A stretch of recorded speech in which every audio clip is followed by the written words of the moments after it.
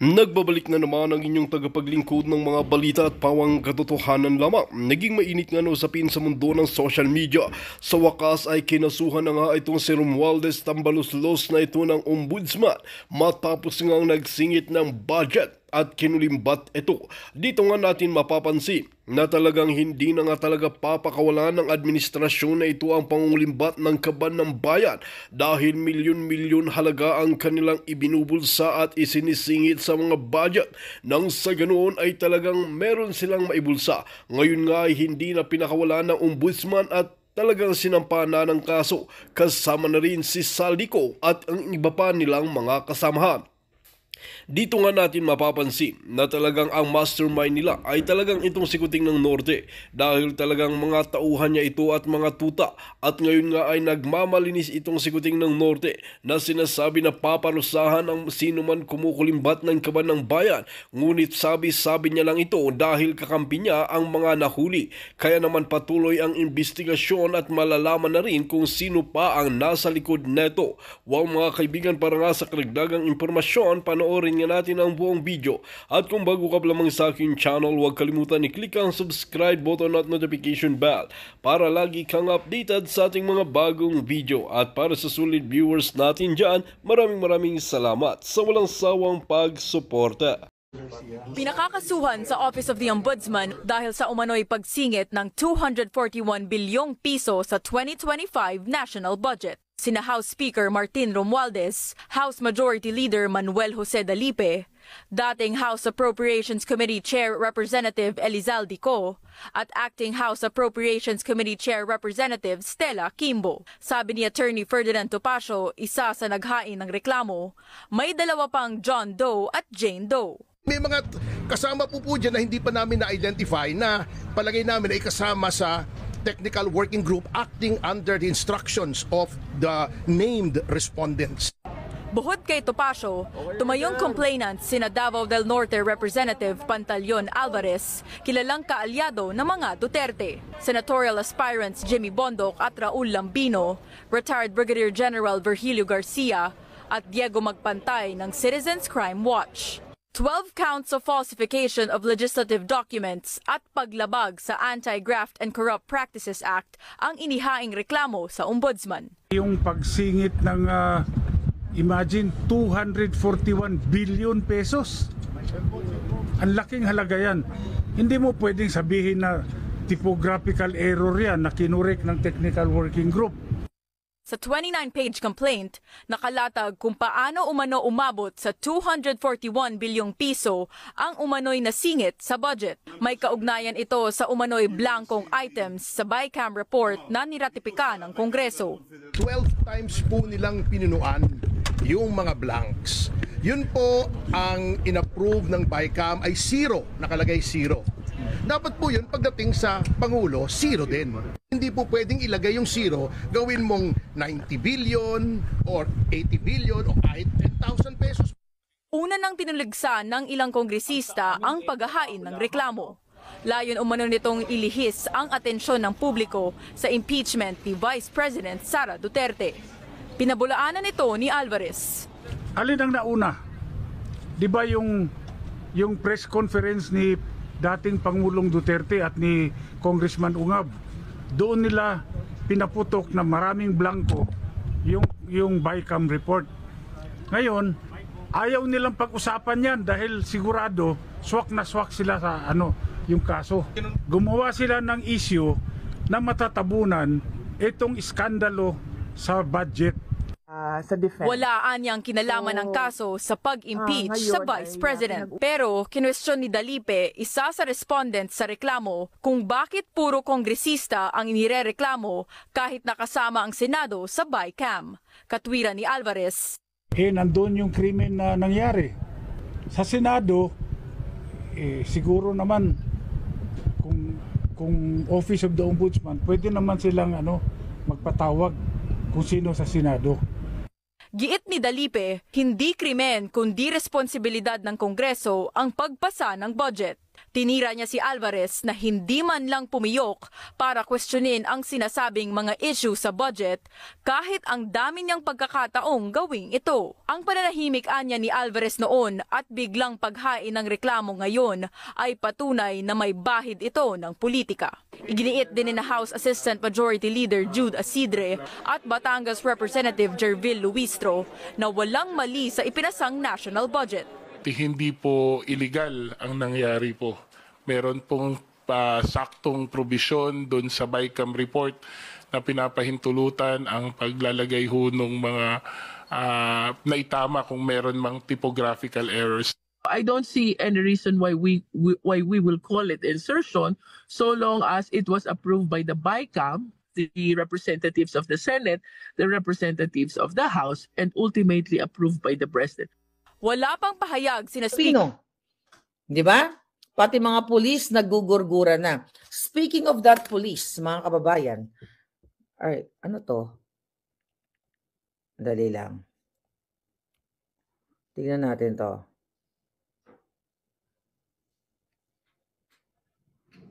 Hindi, lagi ganun. Okay. Sabi ni Julie, hi Madam Maharlika, nasa Qatar po ako. Ito may nag-comment pala, hi Madam Mar, nasa Qatar po ako. Isa po ako doon sa pinopost nilang picture sa Philippine Embassy. Hindi po totoo na hinuli kami. Natatawa nga kami ng pinsan kasi lahat kami nasa picture. Ay, hindi ko nakita yung picture nyo. Ayan, comment ni Palangga. Kapag po hindi ko nabasa, may nag-send sa akin.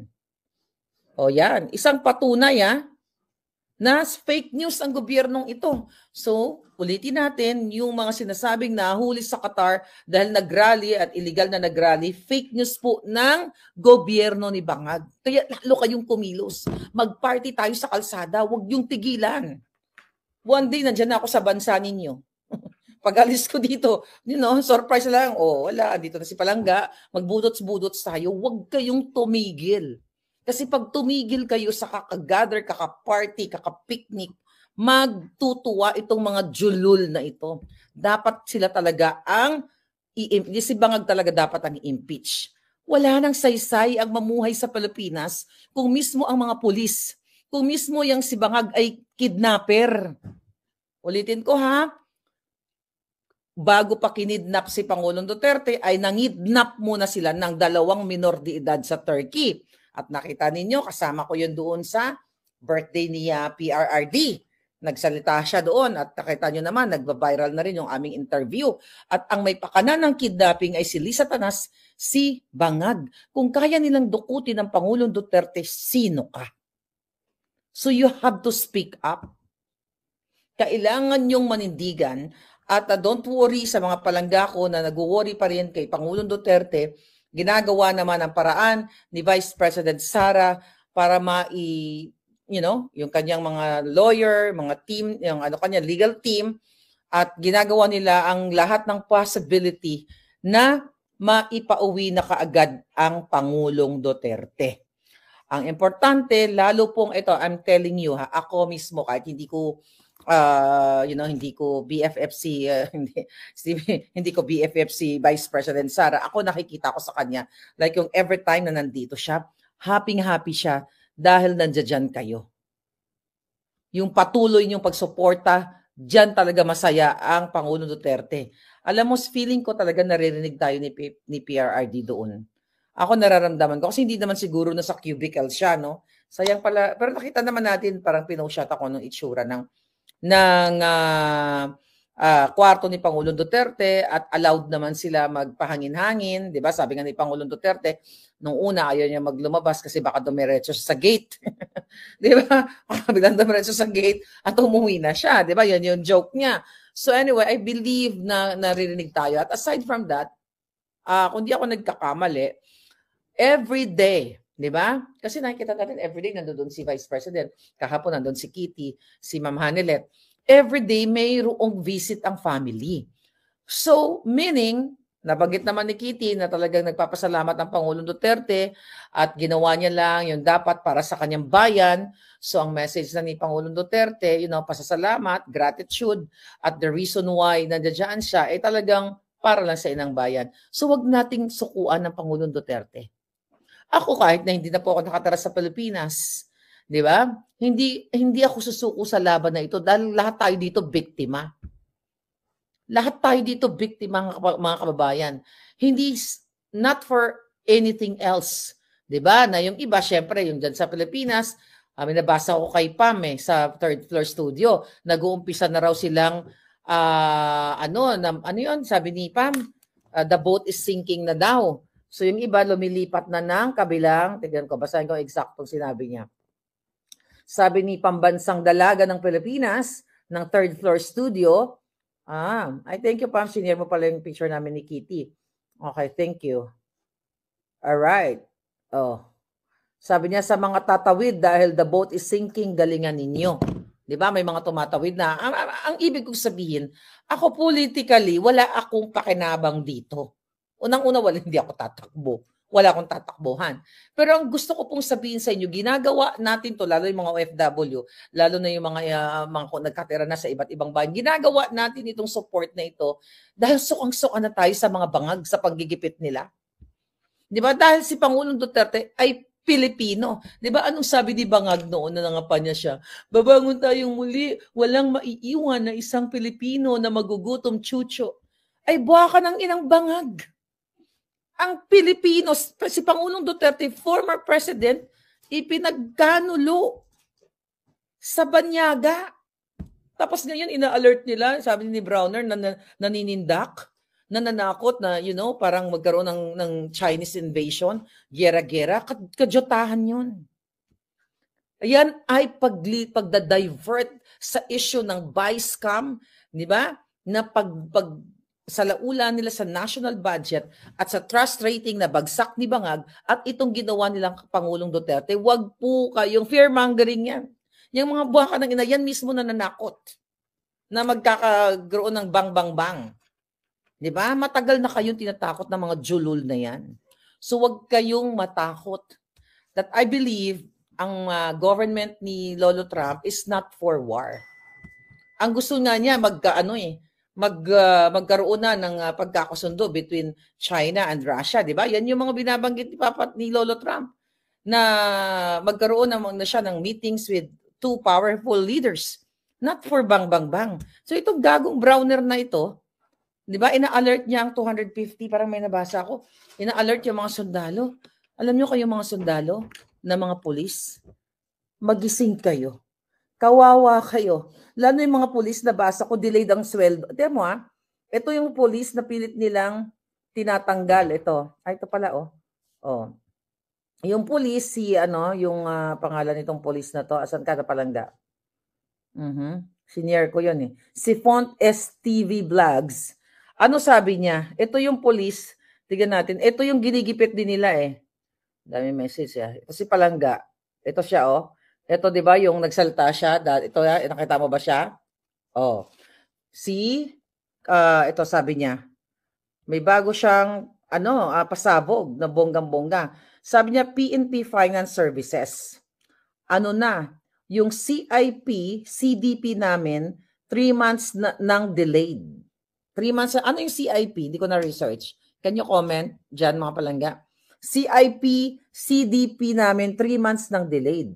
That is 6,000 pesos times 3 months. So, equals 18,000 times 228,000 personnel equals 4,104 million pesos. Okay? Is it 4 billion? 4 million. 4,104. Yeah, 4 billion. Times 1% per month. Sabi niya, interest equals 41,040,000 per month. Sabi niya nga dito, imagine 41 million ang kita nila kada buwan. Kung 1% monthly interest lang, paano na lang kung 2% or more? Ang laki ng kita nila, di ba? Mga garapal at mga buwaya talaga. Sabi ni BF Channel, CIP Combat Incentive Pay, thank you Palangga, and CDP Combat Duty Pay. We learned today. So Combat Incentive Pay and Combat Duty Pay. So ayun, delayed for 3 months mga kababayan.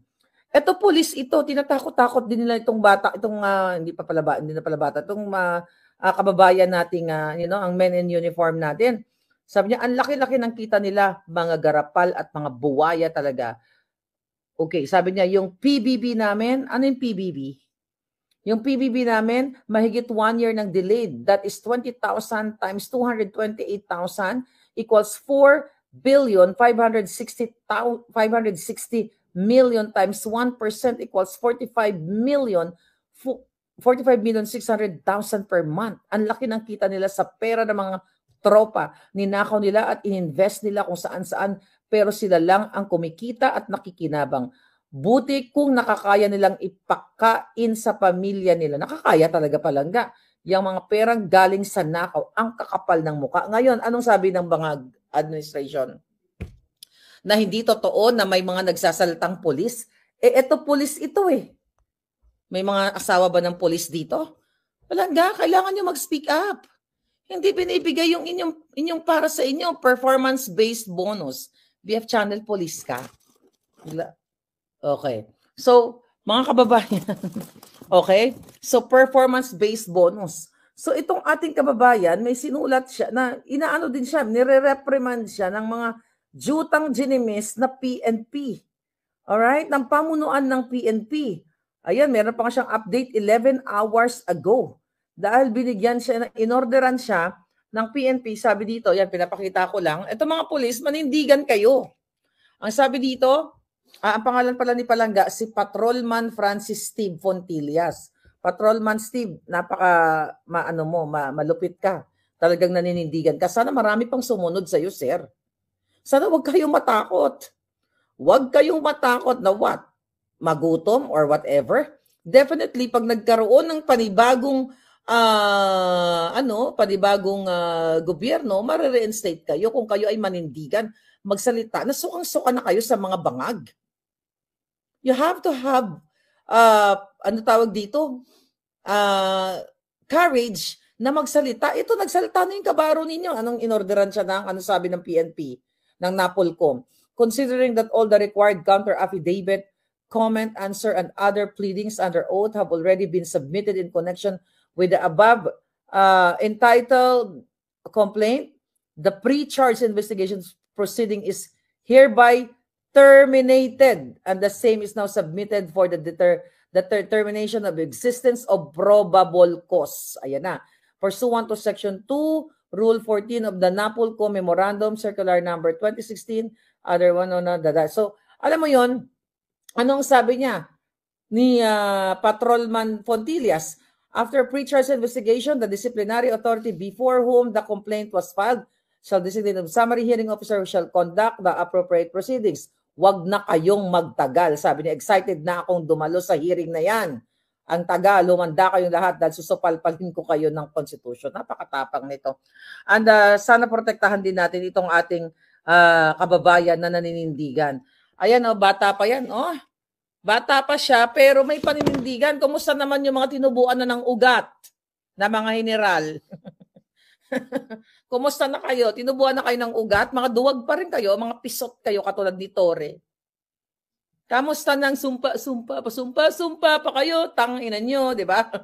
Dapat yun ang kanta sa inyo. Sumpa sa flag, protect and serve the country, serve the people. BS! Ang sarap nyong tuliin mga supot But anyway, mga kababayan, nakakagalit talaga ang ginagawa ng well, di ba, Aratay is coming. Nakita nyo ba? Yung mga pamilya na bumaboy sa Pilipinas, yung mga dilawan, isa-isa nang inaaratay.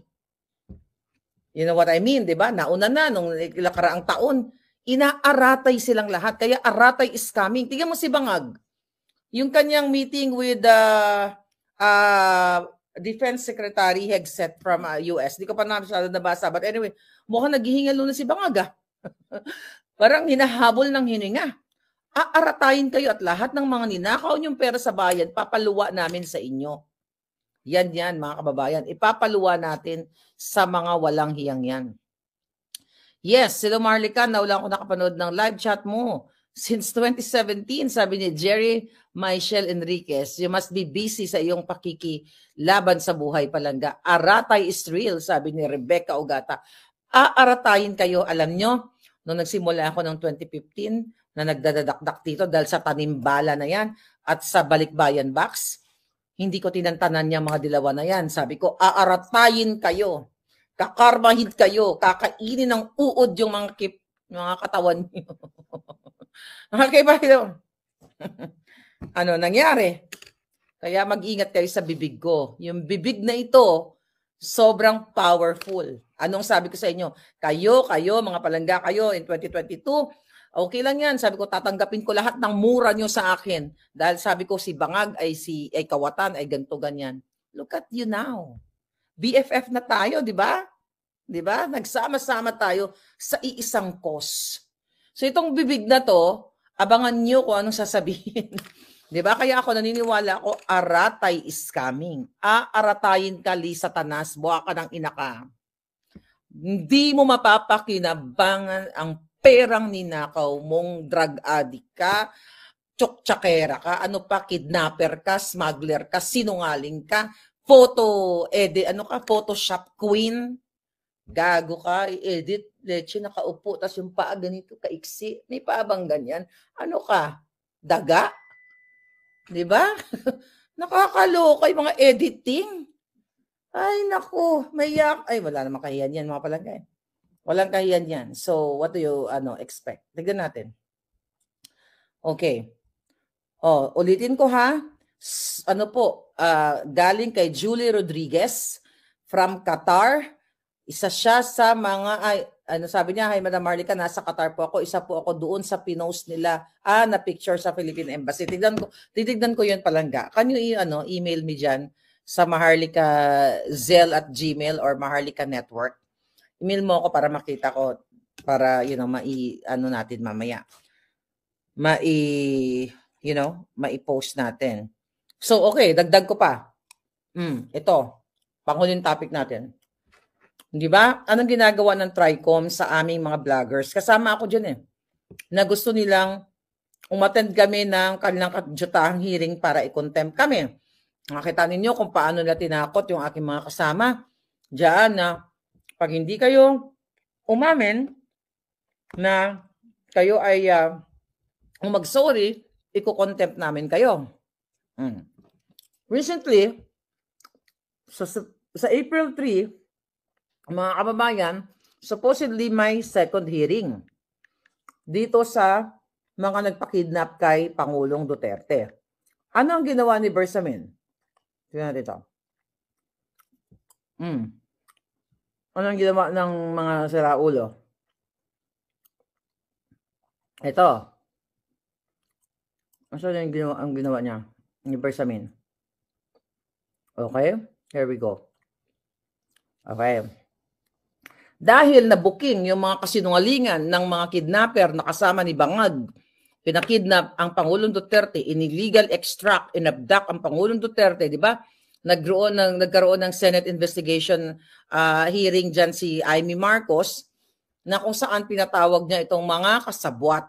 Sila John Vic Remulla, yung mga julul na yan, nakita nyo naman kung paano sila nagsisinungaling. Kaya nga buisit ako dito kay Amy Marcos, hindi niya pa kinontempt. Napaka-unfair, mga kababayan. Kaya hindi mo na alam, hindi sa alam alam niyo kung gaano katalamak ang problema natin sa Pilipinas. Itong si Amy Marcos, okay, good thing na nag-initiate siya ng investigation. Pero nakita niya, nuknukan ng kasinungalingan, hindi pa niya kinontempt ang mga buwakan ng ina. Doon sa lower house, sa TRICOM, Tridorcom, ang mga vloggers ay tinatakot na mag-sorry or kung ano pa man. Yung kanilang pag-coerce o pagpilit, pag hindi sumunod sa kanila, iko-contempt nila.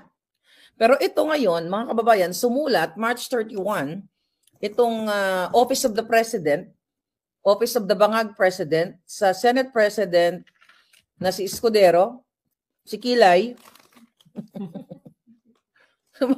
nagsulat kay Kilay, katsaka kay Mangga, Diyos ko po, Panginoon, paltan natin yung mga pangalan nila. Ano sabi ni Bersamin? Mr. Senate President and Senator Marcos, we respectfully write to you regarding the public hearings to be conducted by the Senate Committee on Foreign Relations. In the hearing held by Senate Committee on Foreign Relations on March 20, 2025, officials from various government agencies dutifully attended the same, sincerely answered all the questions to be to the best of their knowledge and candidly provided all information. Baka ng kape, luto ka ba? Para naamoy ko yung kape. Ano yun? Ayun ba yun? Okay? All information, adik lang. Ano? Yes, please. Thank you, Palangga. Provided all information elicited by the Senate committee members given the extensive disclosures made. We believe that further participation may no longer be necessary at this time, especially considering that the Honorable Chairperson has publicly relayed her comprehensive findings thereon. We reiterate our position on the extent of executive privilege in these proceedings, which we detailed in our letter of 20 March 2025. We believe that all matters not covered by executive privilege have already been extensively discussed. Moreover, as the Senate is aware, there are 4 petitions filed and currently pending with the Supreme Court involving the arrest and surrender of former President Rodrigo Roa Duterte, which are closely intertwined with the agenda items being deliberated in the hearings of the Senate Committee on Foreign Relations. Accordingly, further discussion on the matter in the agenda of the said hearing. In light of these considerations, we must respectfully decline the invitation to attend hearing. Nevertheless, we remain available to extend our full cooperation through other appropriate channels should be there any further clarification required. So, mga kababayan, samantalang ang sabi ng mga julol, yung bungangerang, what the heck? Ano yun? Ay, kape. Kala ko Armalite na. Oh my God, yung kape. So anyway, sabi naman ito ni Clarissa Castro, na sasagutin na yung, di ba sa press briefing niya mga kasinungalingan, hindi daw pipigilan ni Bangag Jr. yung pag-attend ditong mga involved sa pagdukot kay Pangulong Duterte, nakasabwat din si Bangag. Tapos ngayon sumulat kay Amy Marcos na, nabasa na, rinig yun naman yun, ganito po ka-unfair ang buhay nyo sa Pilipinas.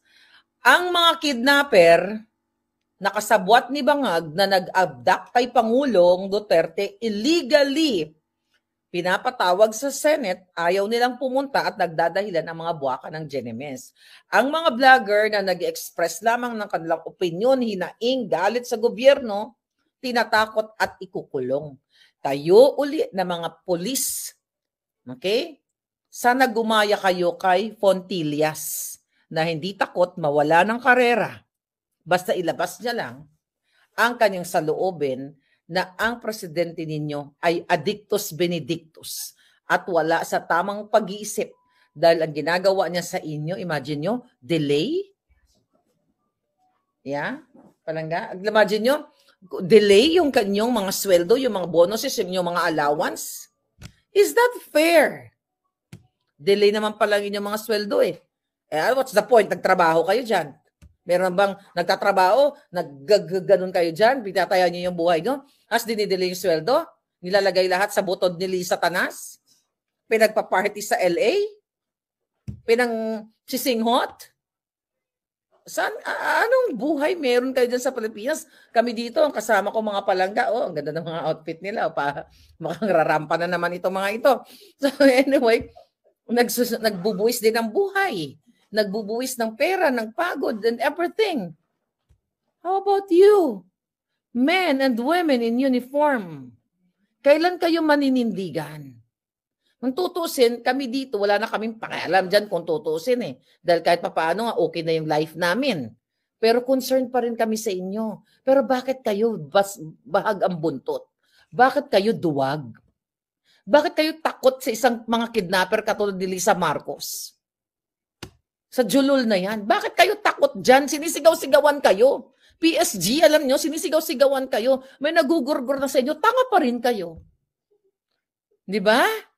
Hindi kayo nahiya sa mga anak ninyo? Delayed sweldo nyo. Ang nakikinabang lang yung mga general na nakadikit sa kipay ni Lisa at sa ngiwi ni Bangag. Pero kayong mga nasa lower, nga, manindigan kayo. Kung kaya ni patrolman pa lang yan eh. Patrolman Fontillas na banggain ang Bangag at manindigan, sabihin ng kanyang hinaing na hindi kayo binibigyan ng sweldo. Kayo ay inipuwersa, kayo ay ginigipit kung ano ng mga kaso. Kung, my God, 228,000 kayo? Manindigan kayo, oy. Alis, sakupin ko kayo. Gusto nyo, sakupin ko na lang kayo. Ako na sasakop sa inyo. Di ba?